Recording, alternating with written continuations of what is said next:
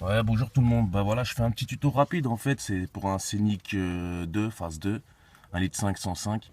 Voilà. Donc en fait, le problème qu'il y a assez souvent qu'on retrouve, bah, je sais pas si c'est spécialement Renault ou bien, mais voilà, je sais que j'ai vu sur pas mal de forums des personnes qui avaient ce petit souci en fait avec l'évacuation de l'eau de la clim qui s'évacue sur le côté donc passager là, comme on peut le voir ici.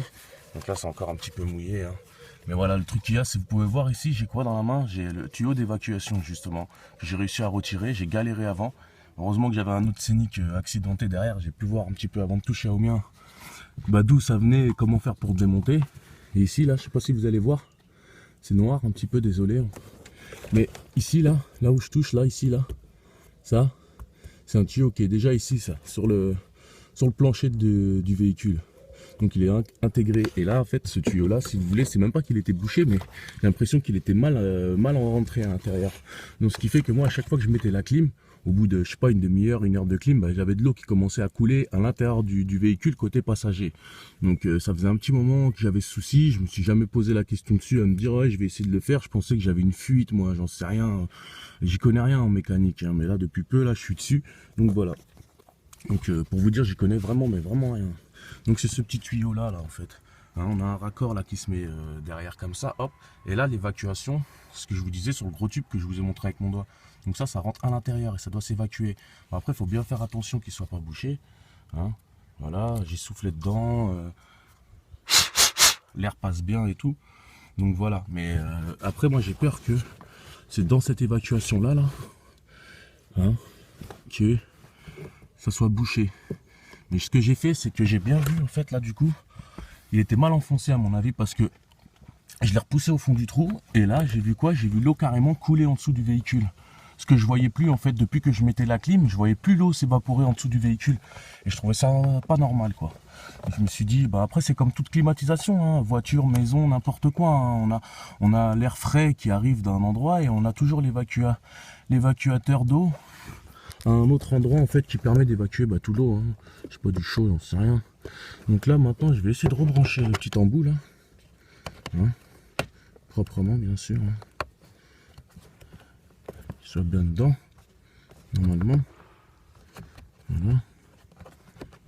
Là normalement on devrait être bon. Ouais, j'ai remis le tuyau. C'est un petit truc rapide, hein. Et comme je vous disais, après j'ai un autre Scénic accidenté. C'est pour ça que c'est plus pratique pour moi en fait.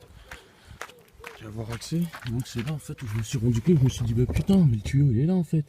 Voilà, là on voit mieux là. Vous voyez ce petit bout là qui est vissé là avec les deux boulons là. Un petit truc noir, un petit tube noir, ben voilà, c'est là-dedans que ça se fait l'évacuation. Et toujours avec ce système là, hein. Donc ça c'est l'autre, hein, l'autre Scénic accidenté. Donc voilà, après si quelqu'un cherche des pièces d'un Scénic accidenté d'ailleurs, enfin accidenté, il n'est même pas accidenté, il a été tapé à l'arrière, c'est tout. Donc voilà, c'est dans tout l'avant et bon, même tout l'arrière d'ailleurs, et l'intérieur. Voilà, vendre des pièces, des trucs, je sais pas, d'occasion, après voilà, je vous arrange, hein. Donc voilà les gars, j'espère que ça va fonctionner maintenant. Parce que je voyais carrément même de l'eau des fois s'évacuer d'ici là. Et ça j'ai niqué le truc. Je pensais que c'était de là moi. Je pensais qu'il fallait changer le bloc entier en fait. Non, mais c'est pas ça je pense. Enfin j'espère. Il n'y a pas besoin. Donc voilà, après désolé pour la qualité de la vidéo et tout, hein, mais bon après voilà, comme vous voyez, il faut démonter boîte à gants. Là, un petit peu le devant, là, il y a deux petites vis en levant le truc de la boîte de vitesse. Là, vous allez voir, il y a deux vis en dessous. Torse, hein, les torses bien sûr, on les enlève. Voilà, après de là, vous aurez plus facilement accès à décaler ça, déclipser, paf. Voilà, c'est dedans. Et voilà, normalement, avec un peu de chance, on devrait être bon. Ce que je vais faire, c'est juste retirer le tuyau encore et vérifier, admettons, qu'il soit pas troué sur le côté, un petit trou, quelque chose, on sait jamais, c'est du plastique. Donc ouais, forcément, au bout d'un moment, avec l'usure, il est possible que le tuyau fasse, je sais pas moi, un trou, vous savez, là, sur le côté, on sait jamais, hein. On sait jamais, il peut s'abîmer là, ici, se déchirer quelque part, ou, vous savez, c'est, voilà, plastique. Bon, après, ça a l'air d'être solide, rigide, mais bon, on vérifie toujours. Comme quoi, la queue.